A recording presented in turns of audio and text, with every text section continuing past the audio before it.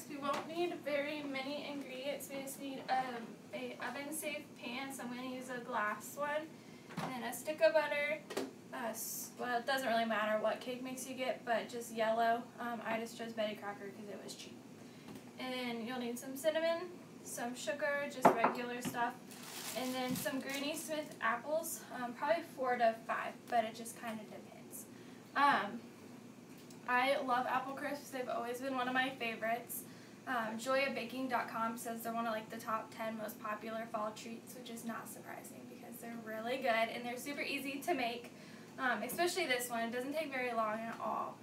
So to get us started, I went ahead and I had 4 apples pre-cut and sliced, or peeled, I mean, because you want the peeling stuff, you want that off.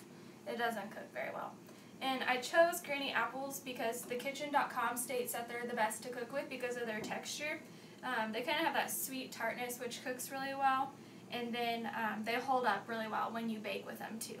So that's why I chose those. I use this little guy from Pampered Chef, but you can use anything in your kitchen that you have to peel them. But how this little thing works is you just stick it on the pokey like that, and that little thing moves back, and then you just wind it until it goes, and this will cut the core out for you, and then also when it goes around it peels it too.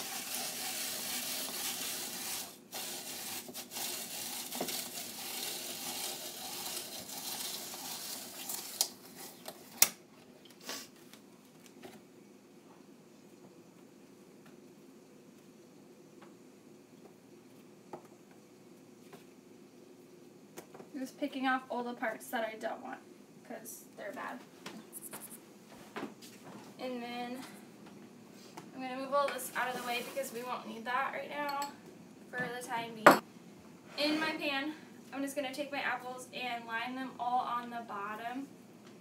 The one important thing with this is that you evenly distribute all of your apples, and then the cake mix, which is, it kind of acts as the crust. So you just want to make sure that all of that is evenly distributed so you don't have one side more clumpy than the other. And then I'm just going to go ahead and finish this. You want to pause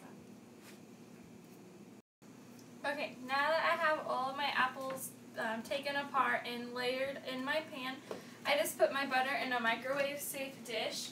And you're going to microwave it for 1 minute to get it softened.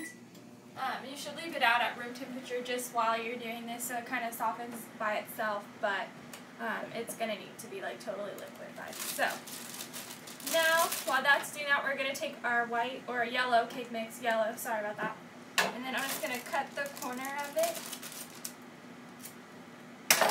and I'm going to layer it on top of the apples. You're going to use the whole thing. You're just going to go all around. And then just make sure that it gets everywhere.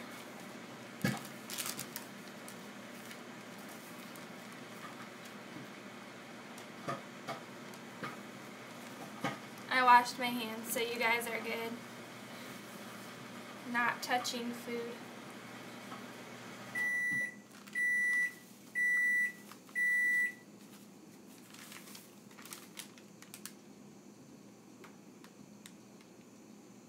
Okay, so now that that is all covered, we're going to take our butter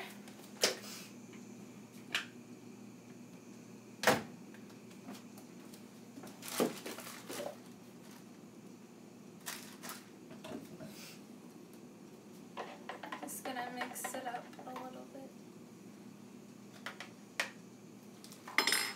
You're going to put your butter all over the top.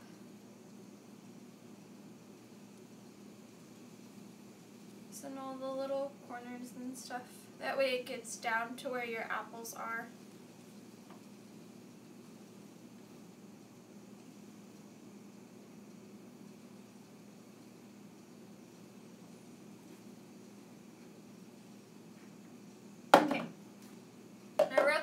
going to preheat my oven, which I probably should have done beforehand, but that's okay. It won't take long to do. So then we're going to take our sugar and our cinnamon. I'm just going to wipe off my spoon so I don't get butter all over the place. But I already put 3 tablespoons of sugar in this little bowl. And then we're going to use a little bit of cinnamon too, just to add a little bit more flavor to it.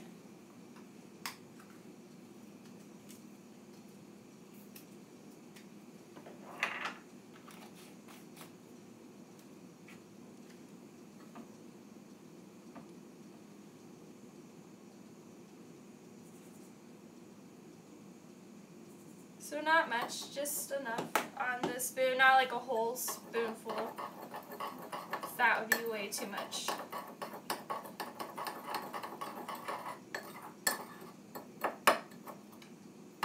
And then just mix it in with your sugar, and then you're going to take it and just kind of spread it all over the top.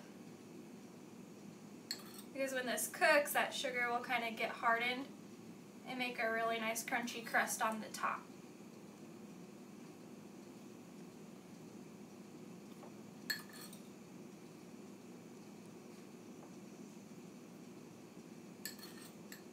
Okay, so I got everything laid on here. 2 more things I want to point out before I put it in the oven and call it a night is number 1, when you bake, make sure you have a good baking pan. As I said earlier, I chose glass because housewares.com says that glass and ceramic are one of the best 2 to use. And then second thing, time you bake it. Food.com suggests about 35 minutes, but you really just want to make sure it's golden brown, so anywhere from 35 to 45 minutes. So I'm going to put this in, and then you guys can tell me how it tastes. Thank you for watching.